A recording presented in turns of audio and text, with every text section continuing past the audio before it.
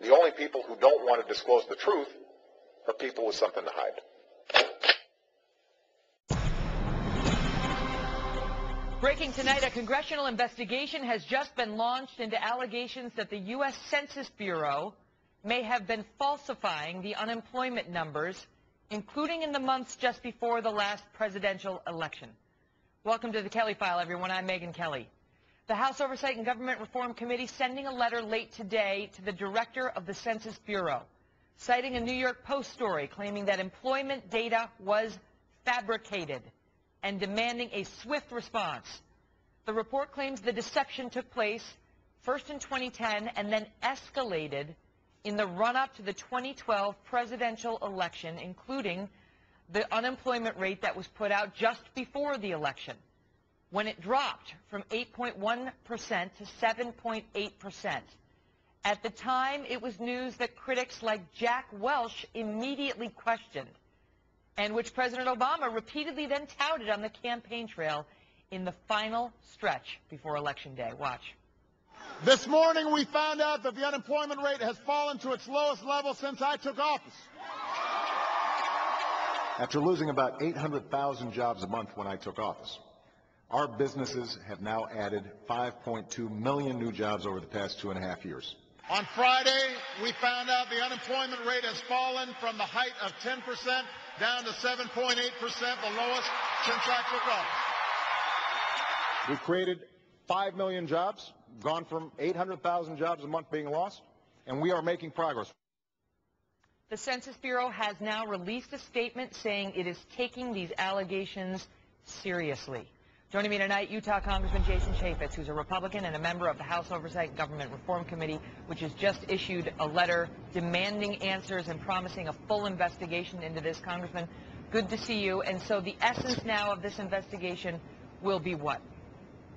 Well, we want to know what the Census Bureau knew, because there are allegations based on this article that we say, and it's just an initial article, that there were people within the Philadelphia field office who not only knew about this and were fabricating data, but this, and the subordinates were doing this, but also superiors were condoning this. And if that is true, I'm telling you, Megyn, that is just not acceptable in this country. It's just not the way we do business. Is this about stealing an election? I mean, what is this about? Because obviously, if you manipulate the employment data, the question has to be asked whether that is done for political reasons, and who did it, and which way did they skew the data. There are implications for Wall Street and how governments are reimbursed at the state level. But remember, this data came just a mere 30 days or so before a presidential election. And Republicans, every day we were pounding on the fact that Obama doesn't work, that the unemployment rate couldn't get below 8%. And then suddenly, 30 days before the election, it did. And so that begs the question, did that really happen? But we want to know if that's true, because you now have supposed whistleblowers who are saying, we were told to lie about this and it wasn't true. And that's what we want to investigate. All right, because the New York Post started this by breaking a story citing a census employee who they say was caught faking the results. His name is Julius Buckman, according to confidential census documents obtained by the Post. He claims that he was told to make up information by higher-ups at Census, and that was in 2010. But then the reporting claims that it escalated right before the presidential election, so that it wasn't just a 2010 problem. I want to ask you this, Congressman, because so far, earlier today, it was just the Post out there with its article citing anonymous sources other than this guy, Julius Buckman, who they claim to have spoken with. But now we have the Census Bureau directly weighing in, and here's what they say. I'll read it to the viewers in part. We have no reason to believe that there was a systematic manipulation of the data described in media reports.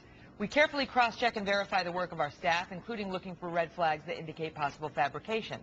That is why when we learned of the allegations of fabricated survey results, we immediately reported them to the Inspector General. So they are admitting that they have conducted or started an Inspector General report.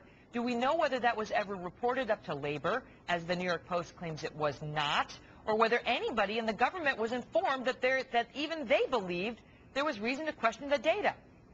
We see no immediate evidence that the Census Bureau gave this information to the Department of Labor. Now, we need time for them to respond, but initially, no. The idea that the Inspector General is now involved would lead you to believe that there's probably something maybe a little bit more nefarious than just a writer at the New York Post gone awry. And so we got to be very careful. We'll be very methodical in taking this approach, very tempered in our approach, but it's a very serious allegation because it's not just a one-off person. You're talking about something that escalated over potentially over the course of years and culminated right before an election. And for the true independent who is truly trying to make up their mind about Mitt Romney or Barack Obama, I got to think that this had an effect.